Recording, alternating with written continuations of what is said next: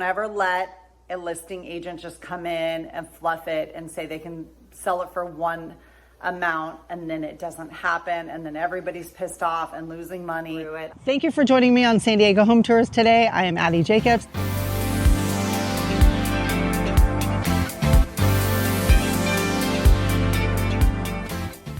All right, I'm talking about the 5 key strategies to sell your home in the market we're into right now. No, not the COVID market, the market right now. I'm Addie Jacobs with Addie Jacobs Real Estate here in San Diego, and I'm gonna talk about those 5. So number 1 is pricing your home correctly. Okay, you guys, I know you love your home. You think it's the best on the block. I'm not saying it's not, but let's not get emotionally attached to the price. Let's get excited about what could I sell your home for, right? I always love to come into a listing appointment stating, hey, this is what I think your home is gonna sell for, so let's put it a little bit lower. What is that gonna do? In the first, you're gonna be like, no way, I wanna sell it for more than that. You guys, it's a huge game in real estate when it comes to pricing your home correctly and getting those buyers in. There are tons of buyers out there on the fence. They're still sitting on the fence because of interest rates. Do we not? Interest rates went down a little bit lower than it's ever been in 6 months. Like, they're jumping off the fence a little bit. If your home is priced too high, it's gonna sit on the market because guess what? There's other homes on the market. There's more inventory on the market right now, at least here in San Diego, especially in different pockets. Okay, I'm not gonna say number 1, 2, 3, 4, and 5. I'm gonna go across the board here, but these are the 5 that I really think are so important when you want to sell your house. So call me, we'll sit down and strategize, but first is that pricing, right? If we price it a little lower and I have crazy open houses, what's that gonna do? It's gonna drive business into those open houses. That's what we want. We want people in the door.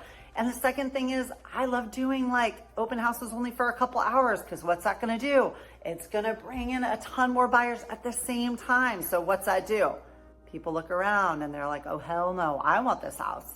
Wait, they're talking about the house too. So we create more people, more buzz in the house. Essentially, what is that gonna do? More offers. What can I do with more offers? I can put them against each other. We can start a bidding war. We can get you more money. What happens if we don't do that? We sit on the market. This has happened to me like not too long ago. Sellers want way too much money for their house. It sits on the market for too long. What do buyers do? They're like, oh, we don't need to go buy that open house, or we don't want to go buy that house, Mr. Real Estate Agent, because something must be wrong. It's not moving. No, it's overpriced. So out of the gate, let's price your home correctly. That's number 1, okay? I can keep going and going on that topic in so many scenarios, you have no idea.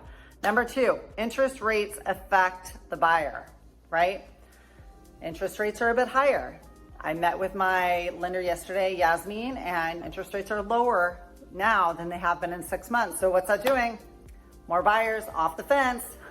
Here in San Diego, what's that gonna do? Just drive up prices again. So I think we're gonna see that happen a little bit too. But higher mortgage rates can reduce the number of qualified buyers, right? Because at the end of the day, they have to pay more for their mortgage. So we have to be creative as sellers, pricing, again, that home.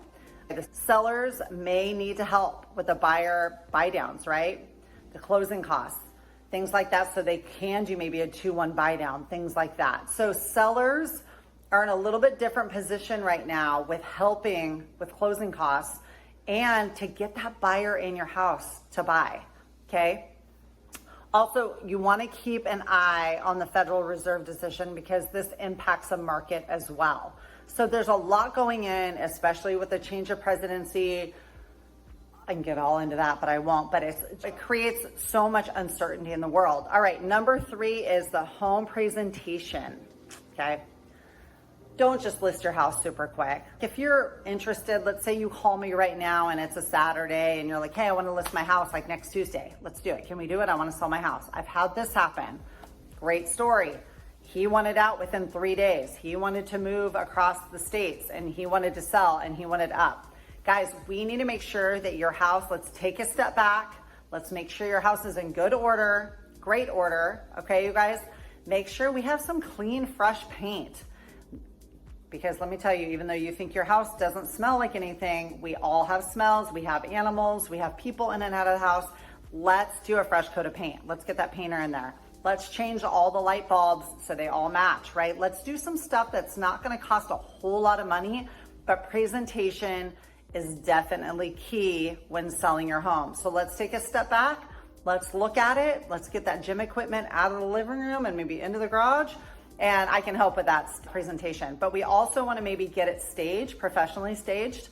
So if it's empty or you're moving out, or maybe there's pieces of yours that need to get moved out so we can move some fresh pieces in, presentation is a huge key. That's why I always talk about making sure that your curb appeal is pretty. Bring some flowers in, bring some sod in. Let's not spend a ton of money, but let's get it freshened up, because then what? We're gonna price it correctly, or maybe a little bit under, and we're gonna get bidding wars starting, guys. I can talk all day about what we've priced things at and what we've gone over, and that's money in your pocket, right? So that's great. So making sure that it's professionally staged. I would say it's about 5 to 10% more you're gonna get out of your house if it's staged correctly. And I've seen bad stagers too, so don't go with just the cheap staging sometimes, where there's an air mattress under there and it goes flat, and now you have people walking through your house. And again, presentation. People wanna see where they're maybe gonna live. You wanna make it an aha moment where they're like, this is the house I want. Okay, so I would say the next one would be, it depends on inventory level, right? So here in San Diego, I know that we have different inventory in different areas. We have a lot of pockets. So I'm here in Pacific Beach, right here close to La Jolla and Bird Rock and Mission Beach. Then up in Claremont, we have a lot of investors coming up in Claremont, and also first-time home buyers. So there are different pockets in San Diego with different inventory. And if we have more inventory, right, then that means buyers have more choices. And you may sit on the market a little bit longer because there might be 10 homes that are like yours. So again, let's get that presentation of your home solid, so when I go in and do your open houses and I flood the neighborhood with flyers and door-to-door knocking and tell them to come to our open houses, we win over the majority of the people coming in, and they want to put an offer in, and let's cause the buzz so we get over offers and now more money in your pocket. So it's all about strategizing all that. So I would also say that being prepared that the negotiation is higher now. So let's step back into COVID. You were taking off your inspection contingencies, your appraisal contingencies, which I never allowed my clients to do because that's crazy to do no inspection, first of all. Appraisal is different, but don't ever take your inspection contingency off. But now, people are doing all of what they need to do, and they have more negotiation power when it comes to getting things fixed or credits.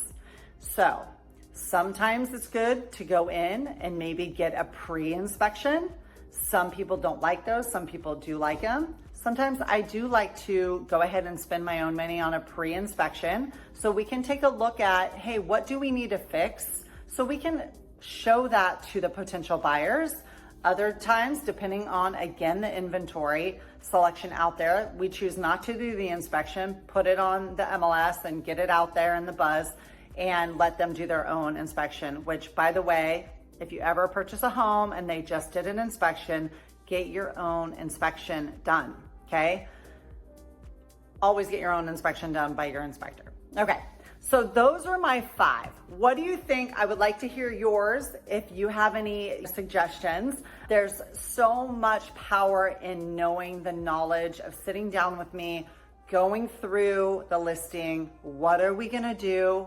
How are we gonna market? And what can you expect? Okay?